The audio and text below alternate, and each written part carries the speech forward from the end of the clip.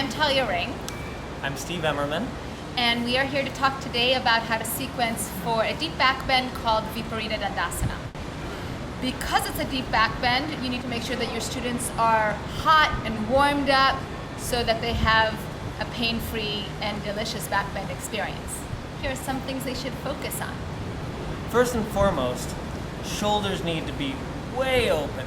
So lots of stuff, it's not just about here, but it's about this stuff down here, serratus anterior, really important.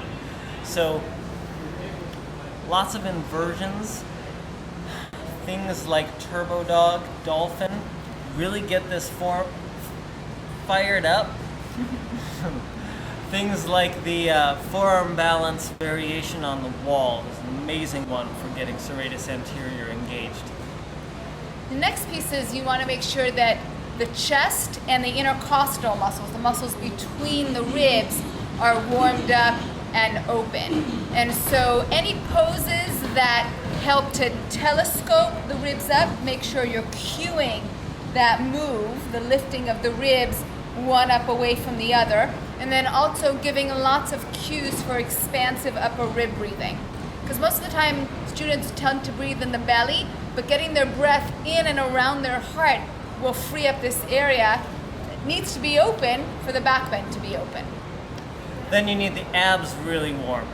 In forest yoga, that's not a problem generally because we do all that great strengthening abdominal work at the beginning, and that will warm them up really well. And then stuff like twists really help to get them lengthened out.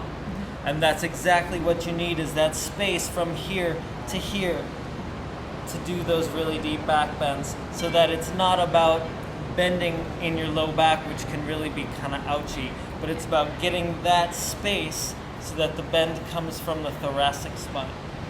And then lastly, you want to make sure that the hip flexors and the quads are really open, because to go into the back bend, that stuff needs to be stretched out and needs to be spacious. So lots of lunges.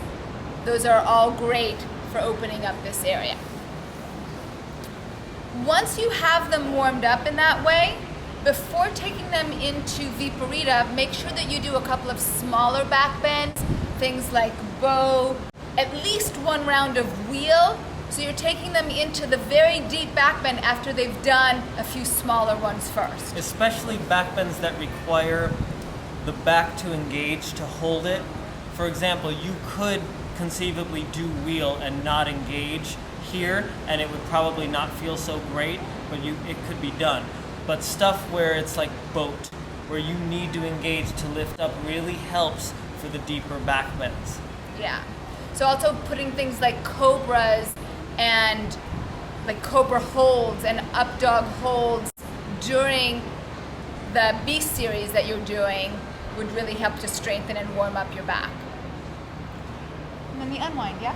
Yeah, after you do back bends, so important to unwind in a very specific way, which doesn't mean you need to do very specific poses. There's a lot of poses that work, but it does mean that you need to warm down the back. It's like you don't do your deepest back bend and then just go into a forward fold, because that means the next day you're probably going to be sore.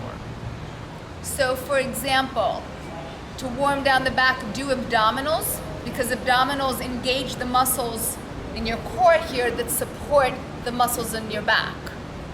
Doing twists are really good to unwind your back after back bends.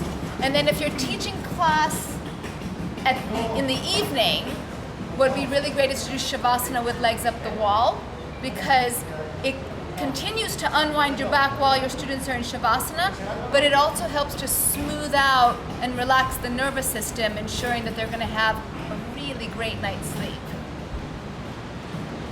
Doing these deep back bends feels awesome if you get into them in such a way where you're warm enough to do them. If you ever are doing these deep back bends and something's not feeling quite right, do not force it. It should feel like butter. It should feel easy. And then it really feels great. Have fun with doing Viparita in your own practice and teaching it safely.